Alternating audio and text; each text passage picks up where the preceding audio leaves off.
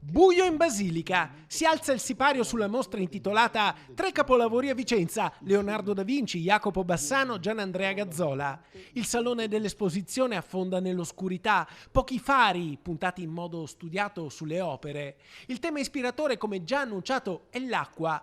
Appena entrati c'è l'installazione di Gazzola, una grande vasca quadrata di 12 metri per lato. Qui l'acqua è tenuta in movimento dagli infrasuoni che generano piccole onde che a loro volta vengono proiettate su due grandi teli. L'acqua ci parla la sua lingua, che è la lingua della bellezza e dell'armonia, è straordinaria. Poco più in là ci sono 3 disegni di Leonardo da Vinci. Il genio del Rinascimento questa volta non vuole realizzare opere d'arte ma disegni tecnici, studi sulla percezione del colore, sulla rifrazione della luce e sulla percussione. Poi c'è il progetto di una macchina per sollevare l'acqua da un canale a una quota più alta. L'autore è Andrea Palladio. Qui emerge il controllo dell'elemento acqua in contrapposizione con il disordine e il caos che si generano quando il controllo non c'è più.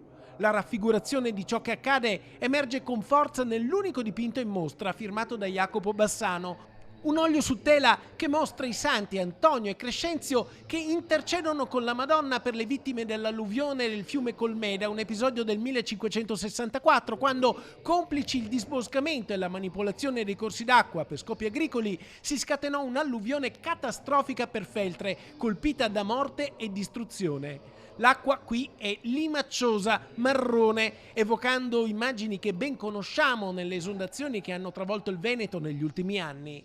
Insomma, riflessione molta. Le 3 opere in mostra richiedono di fermarsi a pensare e l'atmosfera sospesa tra le fioche luci aiuta. Se poi questa mostra sarà davvero un successo, lo decideranno i vicentini. Intanto il sindaco lancia l'esposizione come una moderna agorà in cui si apra uno spazio di incontro sia per i vicentini che per i turisti.